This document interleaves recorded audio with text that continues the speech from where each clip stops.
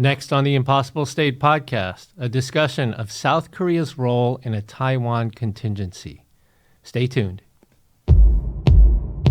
North Korea is the impossible state. It's a place that stumped leaders and policymakers for more than 3 decades. It has a complex history, and it has become the United States' top national security priority. Each week on this show, we'll talk with the people who know the most about North Korea.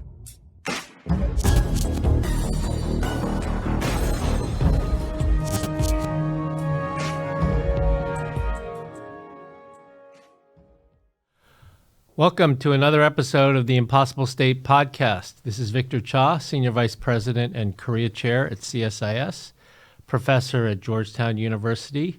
Welcome to all of our viewers and listeners back from the August summer break.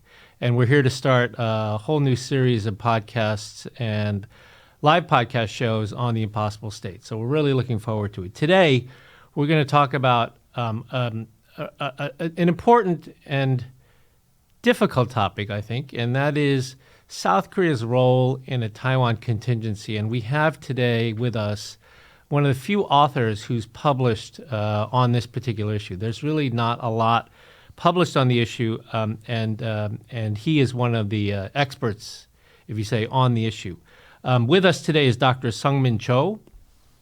Dr. Cho is a professor at the Inouye Asia-Pacific Center for Security Studies in Honolulu, Hawaii, otherwise known as APCSS, the congressionally funded think tank and institute for Indo-Pacific Studies. He joined APCSS in August of 2018. Prior to that, he was a lecturer at the Asian Studies program at Georgetown from 2016 to 2018. He's a widely published author with works in journals such as World Politics, Journal of Contemporary China, the China Journal, Asian Security, and others. Dr. Cho served in the Republic of Korea Army for 3 years, where he was deployed to Iraq as part of the Zaytun Division, serving in northern Iraq. He received his PhD in government from Georgetown University, so we know he's well-trained, and his master's degree in international relations from Peking University and BA in political science from Korea University. And probably not a lot of people know this about you, Sungmin, but you actually traveled by bicycle from Beijing to Nanjing in the winter, as well as along the border between China and North Korea in the summer of 2010, which in it of itself could be an entirely separate podcast episode. But anyway, thank you so much, Sungmin, for joining us. It's really good to see you on the Impossible State podcast.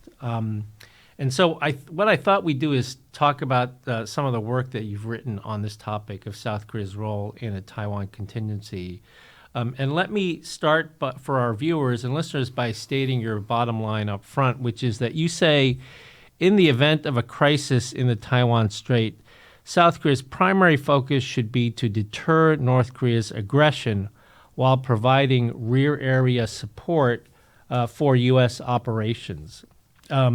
So that's your bottom line up front, and let's sort of talk about how you get to that conclusion. So I guess the first thing I would ask you is, so that's your recommendation. How should Korea do this? How would they both deter and provide rear area support for the United States in a Taiwan Strait contingency? Yeah, thanks for having me, first of all. Sure. So I'd like to start with what South Korea's official position on this issue is. So South Korea's Vice Defense Minister Shin Cho last year commented that South Korea has no discussion with U.S. Forces Korea or U.S. government at all about South Korea's role in Taiwan contingency. That has been the latest information that I know about South Korea's official position.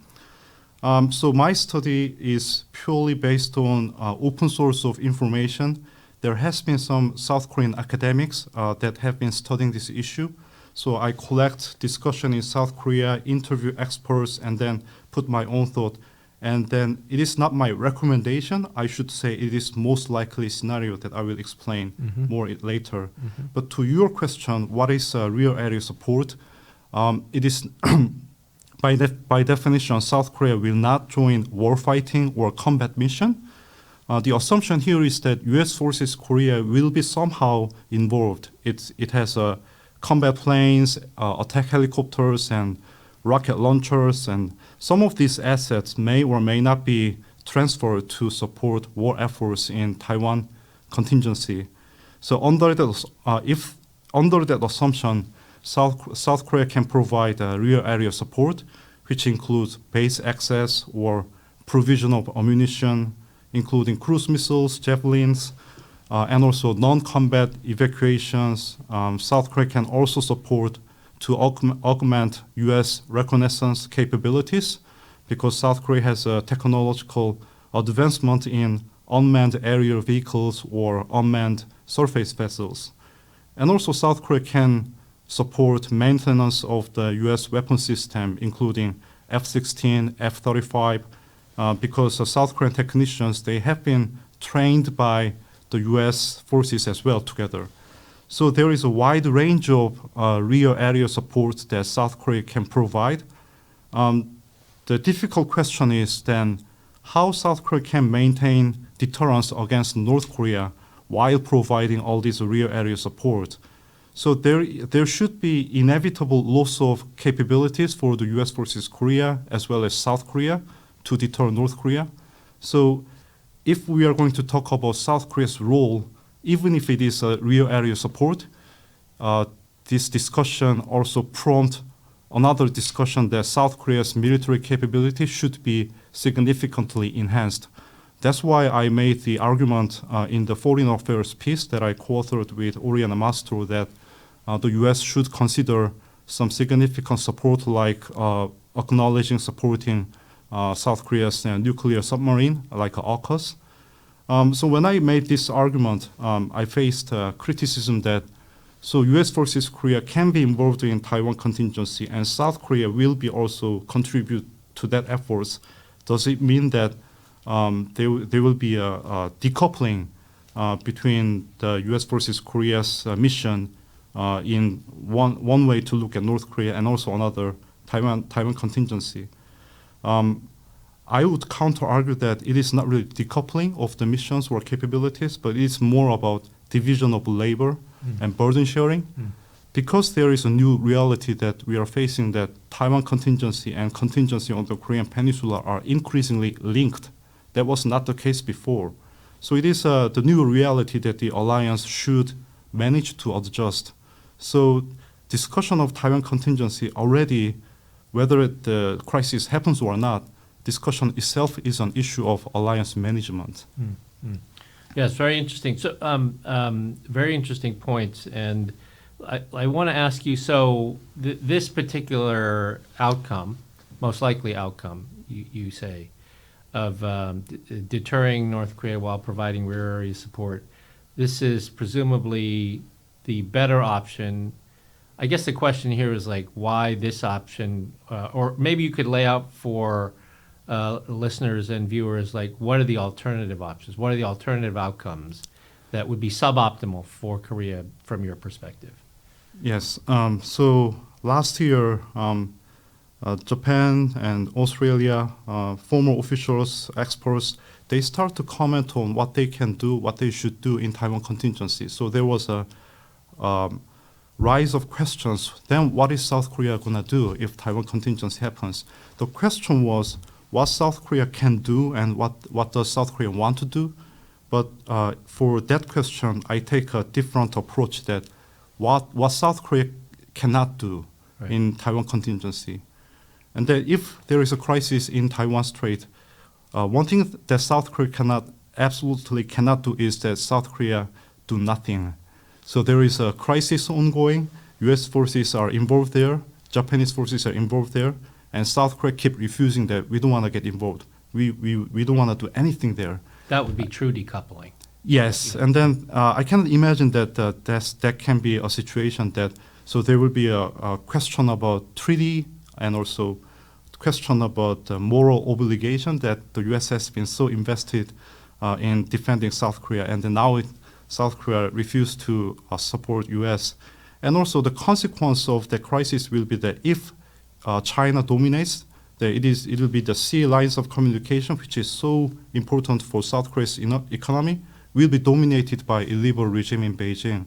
But even if the U.S. wins the crisis, that means South Korea end up free riding all these crisis efforts. So it is not the option for South Korea to do nothing. But at the same time, another aspect is that South Korea cannot do everything either. Because if here, what I mean by South Korea do everything is to join combat mission by dispatching South Korea's combat plane or naval ships, and they actually fight together with the PLA forces against PLA forces, then China will surely retaliate using its naval forces and also using its missiles, attacking South Korean bases. And also China can also actively request or pressure North Korea to fight together. It is a fair game from their perspective. So the US asks South Korea to fight together, then why not Beijing can ask North Korea to fight together?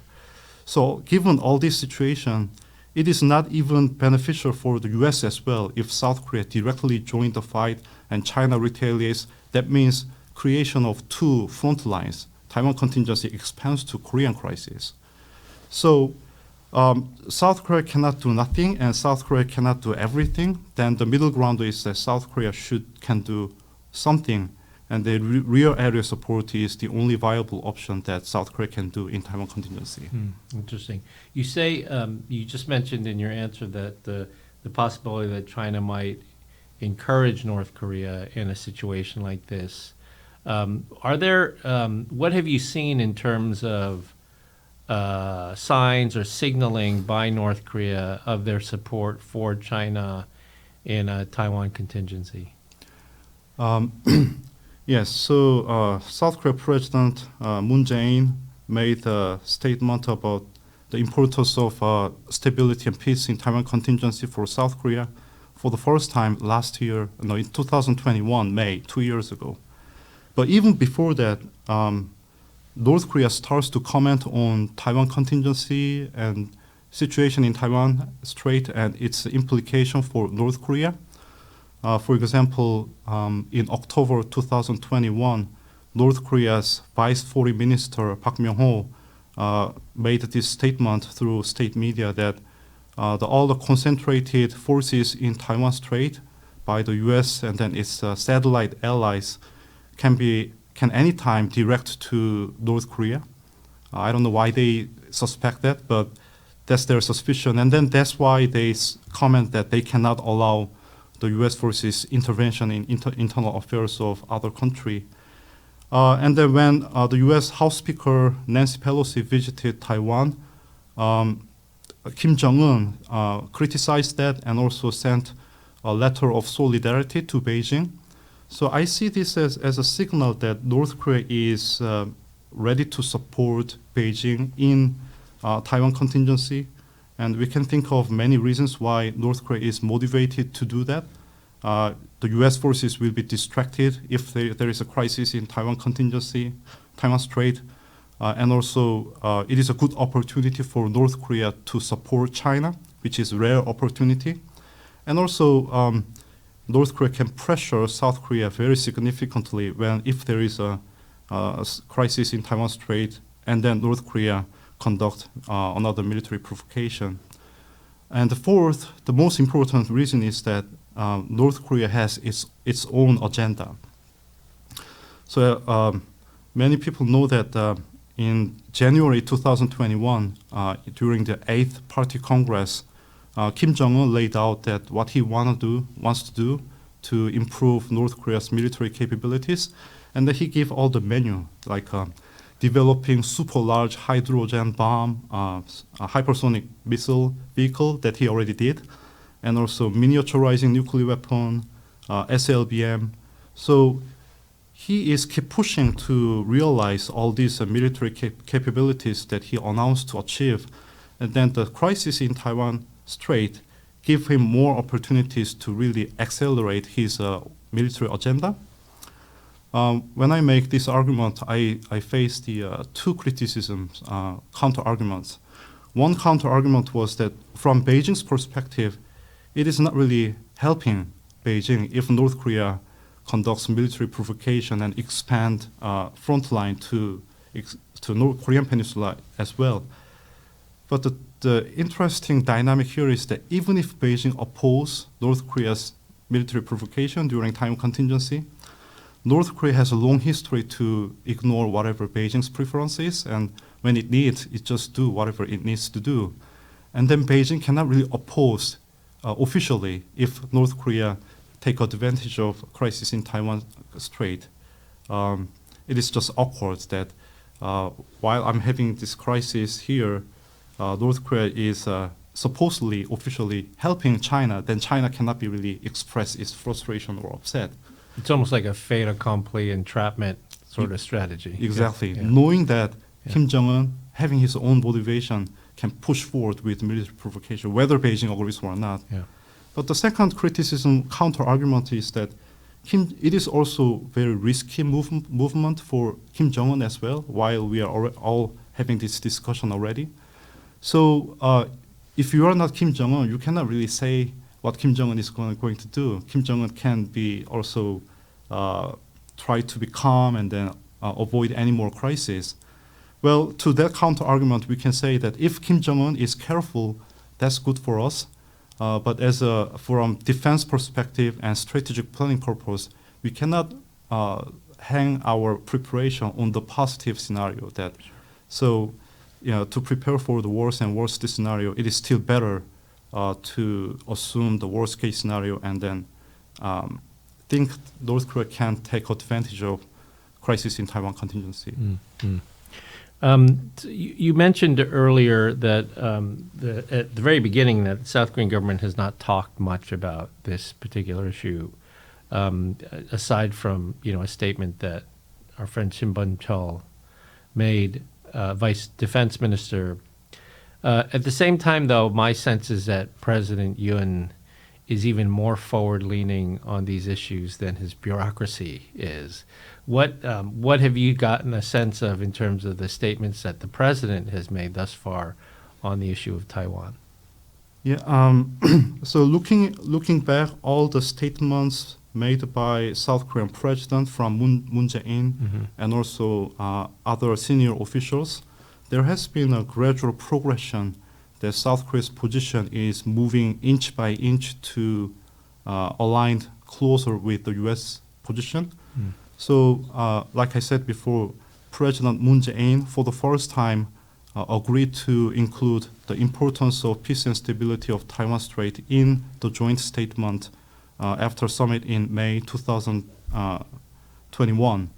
But right after that summit, during the domestic back briefing, the Foreign Minister Chung Eui-yong also backtracked that statement by saying that we understand the unique relations between China and Taiwan, and then South Korea's position has not changed at all, and that we value the stability and peace of Taiwan Strait shared by everyone, implicitly including China.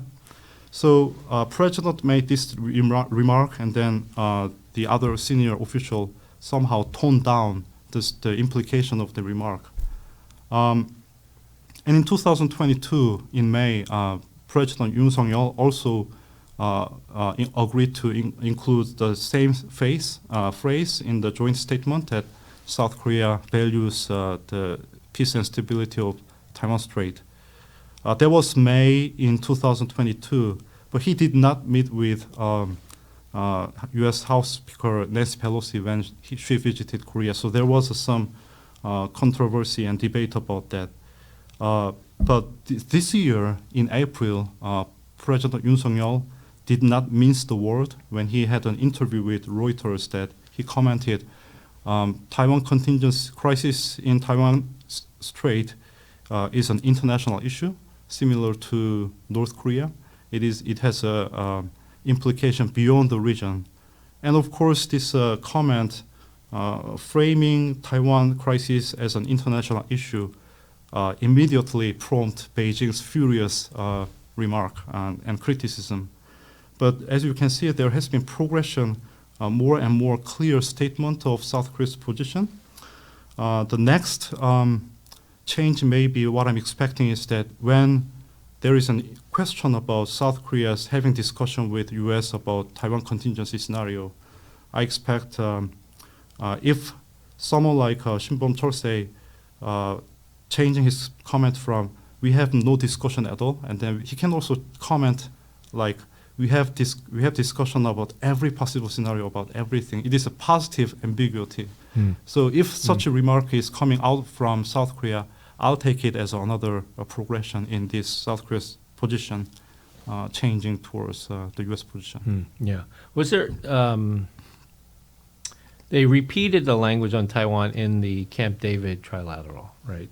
And there was new language on economic coercion in South China Sea, I think. But okay, that's a point well taken, and so we'll look for that. We'll look for that sort of subtle shift in the language because that would tell us something. Because it's inconceivable to me, at least, that they're not having conversations about it behind closed doors. It's not something that's recorded in a joint statement, but it's hard for me to imagine that they're not having conversations about it right now. So we'll look for that subtle change in language. We've talked a lot around the topic of. We've talked a lot about Taiwan contingency around the topic of China. Let me ask you. How do you think China would? So, how would China react to some of this work that you've done, and how would China react to the idea of South Korea providing rear area support for U.S. forces in a Taiwan contingency? Would they consider South Korea an adversary at that point? Would they consider them a party in the war? What do you think would be their reaction? Yeah, I think the whole idea of this real area support is to give some hesitation and strategic dilemma to Beijing. So if South Korea provides direct support, war fighting support for the U.S., not real area indirect support, then China has no option but to just attack South Korean bases. From operational perspectives, China needs to do that to cut off the additional support from South Korea, and by using its naval forces or missile forces, like I mentioned before. And also, so there is an operational and capability part, but if South Korea really joins with the war fighting mission, that will really upset the whole Chinese people as well, because they see South Korea as the weakest link in the U.S. alliance system. I mean, the Chinese official media and Chinese scholar, they openly say that South Korea is the weakest link. So if South Korea provides direct warfighting support, then China has no option but to attack. But if South Korea provides real area support, then China can still choose to whether attack or not. If China attacks South Korean bases for the non-combat missions like non-combatant evacuation or base access, for that reason, if China attacks South Korean bases, then South Korea has no option but to engage with the full mission for the combat operations. So it is China's choice whether to expand this crisis to the Korean Peninsula or not. So there is a question about proportional response. And then that will be a very hard situation for Beijing. That is why Beijing has been very actively sent threatening signal, only except China's top leaders like Xi Jinping or other senior leaders, Chinese scholars, Chinese state media. They have published so many warning, threatening messages by far. If South Korea intervenes in Taiwan affairs, then it will be South Korea that will pay the price. And then they clearly signaling that China start with economic retaliation. And that's the point where your argument about collective resilience strategy should come in, that in order to address South Korea's role in Taiwan contingency or any other China-related issue, it is urgent for South Korea and also other U.S. allies as well to address China's economic retaliation. So so the whole discussion about Taiwan contingency somehow quickly leads to this need to discuss this idea of a collective resilience strategy. Right. And then the last question I wanted to ask you is that you have in your work cited some interesting poll numbers with regard to how the South Korean public feels about this. These days, all we hear about when we hear about the South Korean public is their views on nuclear weapons, because those have been widely publicized polls. But you discovered some interesting data with regard to how the South Korean public thinks about China and the Taiwan contingency that I think is pretty counterintuitive. So maybe you could tell our viewers a little bit about that. Yes. So while I'm researching this topic, so I was also curious what South Korean people think about this issue. And then, to my knowledge, there has been only one public survey about this question. But the questions are very clear that there are some options for South Korean respondents to answer that whether do you oppose South Korea's any involvement in Taiwan contingency, or if South Korea is involved, then do you support South Korea's direct involvement in warfighting, or should it be limited to rear area support? So the survey was conducted by Jungang Daily and then East Asia Institute in August in 2022, last year. And then the finding was very surprising to me that only 18% of South Korean respondents say they oppose. And then 22% say they support South Korea's joining military operations with the U.S.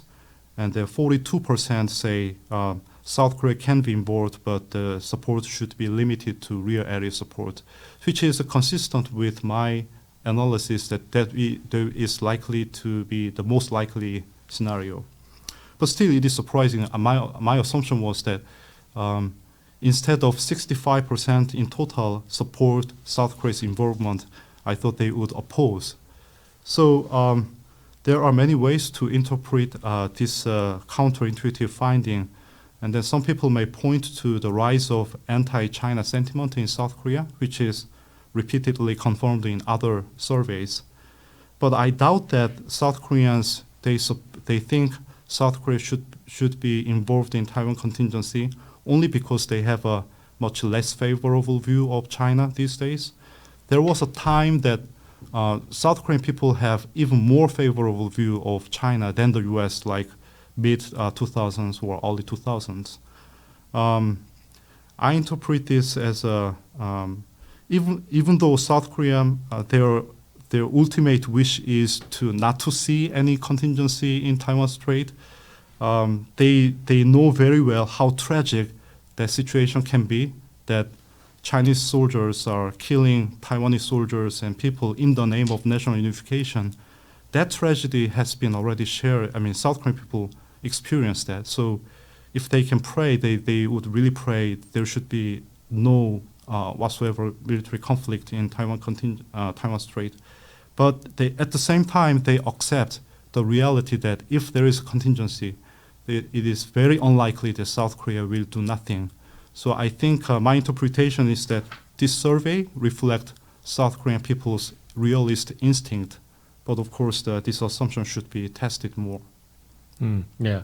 I mean, it's interesting. Like you said, when you put together the 18% number, the 22% number with the 42% number, that's, a vast majority of Koreans saying that Korea is going to have some role, right, in whether it's direct or indirect involvement in a Taiwan contingency. And I do agree with you. I think part of it has to do with this sort of sea change in South Korean popular view on China. The residual from THAAD is still from the THAAD sanctions are still there. But in some of CSIS's own sort of strategic elite polling, although it's a bit old now, some of it, one of the findings there that was most interesting to me was on Taiwan, where strategic elites were asked what sort of stakes, what was at stake if there were forceful takeover of Taiwan. And what was interesting there was strategic elites from countries friendly to the United States, like Japan and South Korea, to countries not so friendly to the United States. The view was uniform, right? That this would be have major implications for credibility of the United States and the stability of order in the region. And so I think, and that was regardless of political view, countries that were close to China, countries that weren't close to China, everybody kind of felt the same way. So that may also be something that is in the minds of Koreans when they think about this particular contingency. This is really terrific work, Sungmin. I'm really glad that you're doing it, and I hope that you continue to do it. We were able to take a little bit of a deep dive scratch beneath the surface on the show today, but please keep us posted on more work that you're doing on this. Really great work. So that's it for this week of The Impossible State. Thank you to all our viewers and listeners. We look forward to seeing you on the next episode, where we will be talking about a new book that's written by Sung-Yun Lee about it's called The Sister, and it's a story of the North Korean leader Kim Jong-un's sister, Kim Yo-jong, on the next episode of The Impossible State. So until then, thank you for joining us, and we look forward to seeing you in a couple of weeks.